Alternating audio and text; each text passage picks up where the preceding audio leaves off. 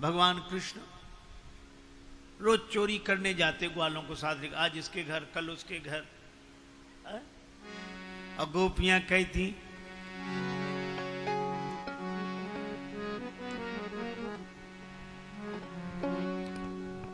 चोरी चोरी चोरी चोरी चोरी चोरी चोरी चोरी माखन खाए गयो रे एक बालक छोड़ो, खाए गयो रे बालक छोड़ो सो। चोरी चोरी चोरी चोरी चोरी चोरी चोरी चोरी चोरी चोरी चोरी माखन खाए गयो एक बालक छोड़ो। चोरी चोरी माखन खाए गयो रे बालक छोटो सो। चोरी चोरी माखन खाए मैंने वासु पूछी, मैंने वासु पूछी तेरो नाम लाला कहा है। कनुआ कनुआ कन्हैया बताए गयो रे बालक छोड़ो। कनुआ कन्हैया बताए गयो रे बालक छोटो सो। मैंने वासु पूछी तेरे माता पिता कौन है।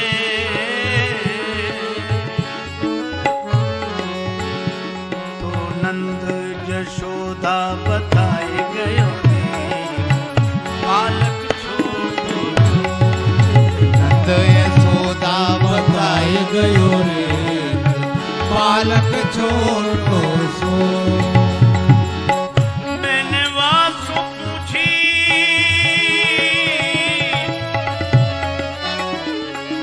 पूछी मैंने वासु पूछी पूछी मैंने वासु पूछी मैंने वासु पूछी पूछी मैंने वासु मैंने वासु पूछी तेरो ग्राम धाम कौन है। तो गोकुल वृंदावन बताए गयो रे बालक छोड़ो। गोकुल वृंदावन बताए गयो रे बालक छोटो सो। मैंने वासु पूछी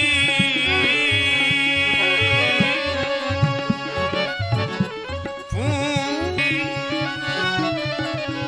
तेरो इष्ट देव कौन है। तो राधा रानी बताए गयो रे बालक छोड़ो। राधा महारानी बताए गयो रे बालक छोटो सो। राधा रानी बताए गए बालक छोटो सो। पूरे पुराणन गानन वेद विचा सुन चोचाया एक सुन कथा कहूँ है कैसे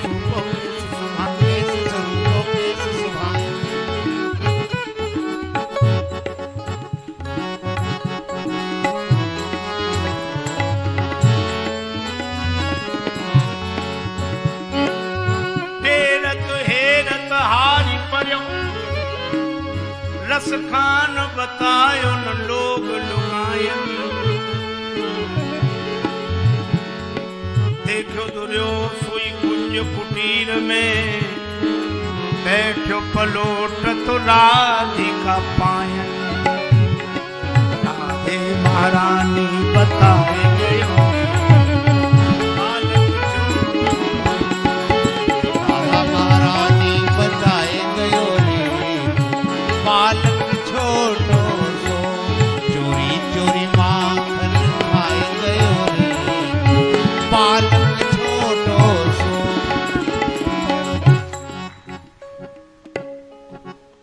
ऐसा सुकुमार कुमार नन्हा सा बालक श्री कृष्ण ग्वालों को साथ लेकर आज इसके घर कल उसके घर। एक गोपी बोली मेरे घर आवे तो जानू। बड़ी चतुरा थी, उसने मटकी ऊपर लटकाई और दरवाजा बाहर से बंद करके बैठ गई। ग्वाल वाल बोले कन्हैया अब तो भूखे ही रहेंगे, अब भूखे रहेंगे। क्यों? ग्वाले ने बड़ी चतुरा हो गई है, मटकी ऊपर लटकी है। कन्हैया बोले आज उसी के घर चलेंगे। अरे घर तो चलोगे, मटकी तक कैसे पहुंचोगे? पहले घर तो चले फिर मटकी की सोचेंगे। खिड़की से कूद कर उसी के यहां, अब मटकी ऊपर। कन्हैया बोले एक काम करो, एक के ऊपर दूसरा, दूसरे के ऊपर तीसरा, तीसरे के ऊपर चौथा, सबसे ऊपर हमें रखो तो मटकी मिल जाएगी। और कितनी बढ़िया बात है, भगवान को सर्वोपरि रखें, भक्ति के माखन की मटकी मिल जाएगी।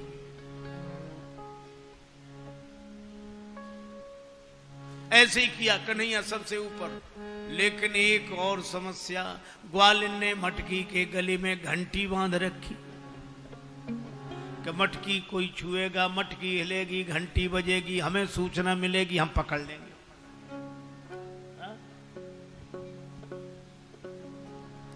अब बोलो, है समस्या। कन्हैया ने देखा कि अब क्या करे, और ग्वालों के ऊपर हैं, ग्वाले नीचे हैं। तो श्री कृष्ण ने सोचा थोड़ा ऐश्वर्य से काम चला ले।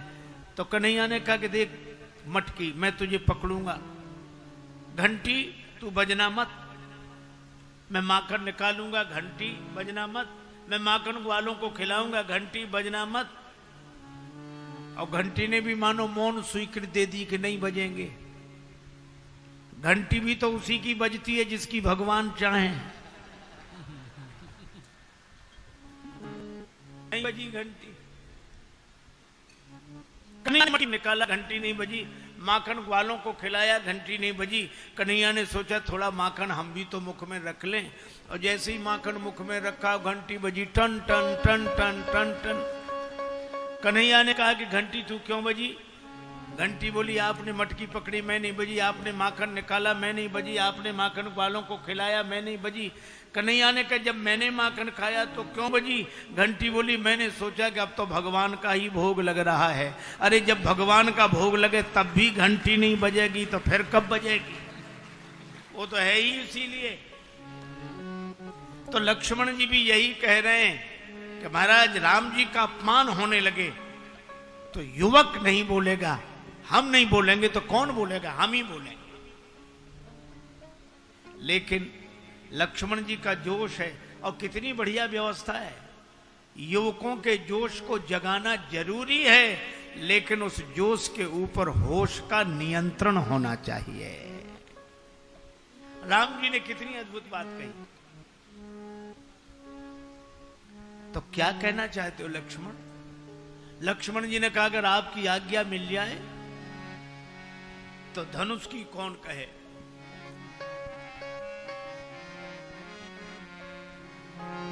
जो राउर अनुशासन पावो,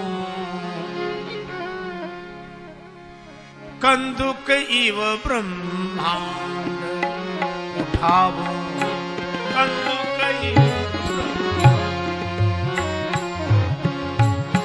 कंदुक इव ब्रह्मांड उठावो,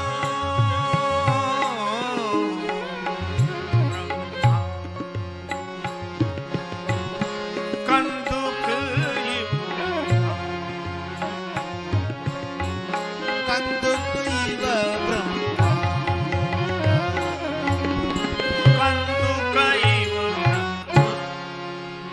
अगर आपकी आज्ञा मिल जाए तो गेंद के समान ब्रह्मांड को उठा ले। जब लक्ष्मण जी ने यह कहा तो सभा में बैठे राजा कांप गए। एक राजा ने कहा सुन रहे हो क्या? बोले अब तो ब्रह्मांड नहीं उठ रहा है। तो दूसरा राजा बोला अपना क्या होगा? तीसरा बोला जो सबका होगा सब अपना होगा, कौन ब्रह्मांड में अपन अकेले ही उठेंगे। तब तक लक्ष्मण जी कह रहे थे, एक राजा बोला पहले तुम ही बैठे रहे यहां तमाशा देखने, और जनक जी भी कह रहे थे तजऊ आज आस निज निज गृह जाहू। चौथा राजा बोला क्यों रे तेरा घर कोई ब्रह्मांड से बाहर है। पांचवा बोला यहां तो सब इकट्ठे हैं। एक राजा बोला कि उठाएंगे तो उठ जाएंगे, रखेंगे तो फिर जहां के तहां आ जाएंगे। लक्ष्मण जी बोले रखूंगा नहीं, काचे घट जिम डारो ठोरी सकऊं मेरु मूलक ये तोरी, कच्चे घड़े के समान फोड़ डालूंगा। अरे ब्रह्मांड कोई फोड़ डालोगे तो हम सबकी क्या दशा होगी। लक्ष्मण जी बोले चिंता नहीं, बनाने वाले भी बगल में ही बैठे हैं। लव निमेष ब्रह्मांड निकाया रचई जासु अनुशासन। और यहाँ एक संकेत बड़ा अच्छा है, काचे घट जिम, कच्चे घड़े के समान फोड़ डालेंगे। कच्चे घड़े की उपमा क्यों दी? क्योंकि कच्चा घड़ा फूट भी जाए तो दोबारा बन जाता है, और पक्का घड़ा एक बार फूटा टूट फूट जाएगा, बन नहीं सकता। तो शिष्य को तो कच्चे घड़े की तरह होना चाहिए। गुरुदेव जैसा बनाएंगे वैसे ही बन जाएंगे। किसी ने कहा कि ब्रह्मांड की बात नहीं, धनुष की बात हो रही है। लक्ष्मण जी बोले कमल नाल जीवी जा चढ़ावो, कमल नाल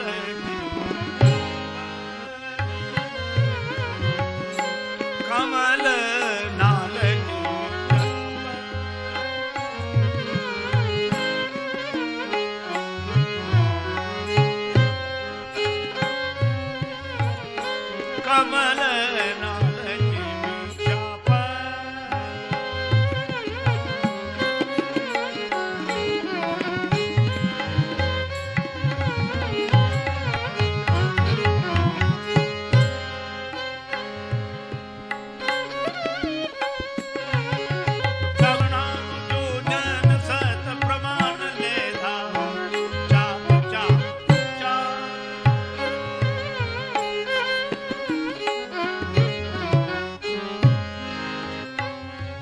कमल नाल धनुष को चढ़ाकर 100 योजन तक ले जाऊं, छत्रक दंड की तरह तोड़ डालूं।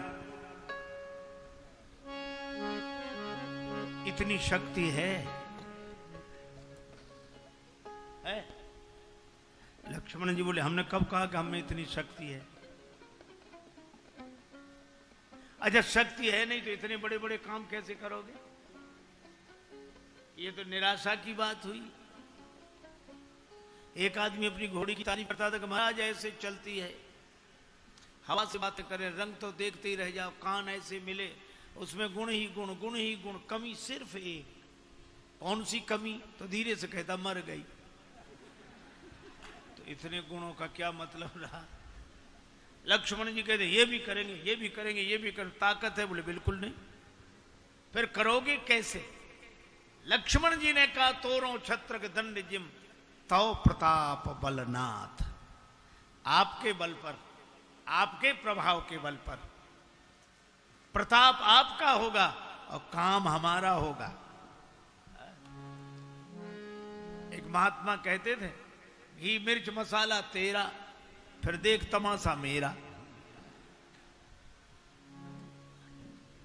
युवकों में ऐसा ही उत्साह होना चाहिए कि आपकी कृपा के बल पर हम ऐसा पुरुषार्थ करके दिखाएंगे। तोरो छत्रक दंड जिम तव प्रताप बलनाथ, और जो न करो प्रभु पद शपथ कर न धरो धनुभात। हाथ में धनुष बाण नहीं रखूंगा। और लक्ष्मण जी जब बोले तो धरती हिल गई। लखन सकोप वचन जब बोले डगमगान मही दिग्गज डोले। और जब धरती हिल गई तो राम जी ने कहा सौमित्र लक्ष्मण शांत शांत, तुम्हारे बोलने से धरती हिल रही है और धरती के हिलने से सब हिल रहे हैं। तुम्हारे बोलने से धरती हिल रही है और धरती के हिलने से सब हिल रहे हैं।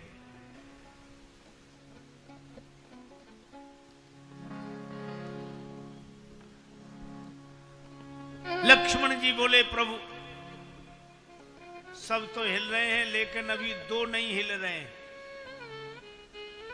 दो कौन नहीं हिल रहे हैं?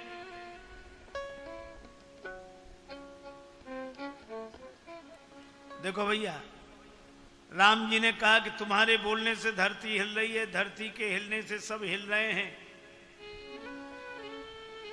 लक्ष्मण जी ने कहा कि दो नहीं हिल रहे हैं अभी भी। कहा कौन? बोले एक धनुष और दूसरे आप। ना धनुष हिलता है ना आप हिलते हो, दोनों में से एक हिले तो काम बने। भगवान राम ने कहा कि लक्ष्मण, पूर्व दिशा में सवेरे जाग कर देखो, सूर्योदय बाद में होता है, पहले अरुणोदय होता है।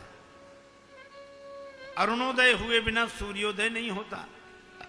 पूर्व दिशा में लालिमा छा जाती है, तब सूर्य भगवान प्रकट होते हैं। राम जी ने कहा कि लक्ष्मण, तुम मुझसे कह रहे हो कि आपका प्रभाव सूर्य है, देर में उगे तो किसे कष्ट नहीं होगा। लेकिन लक्ष्मण जी से राम जी ने कहा कि मेरा प्रभाव अगर सूर्य है तो लक्ष्मण तुम उस सूर्य की लालिमा हो। जब तक तुम प्रकट ना हो जाते तब तक हमारा प्रभाव कैसे प्रकट होता।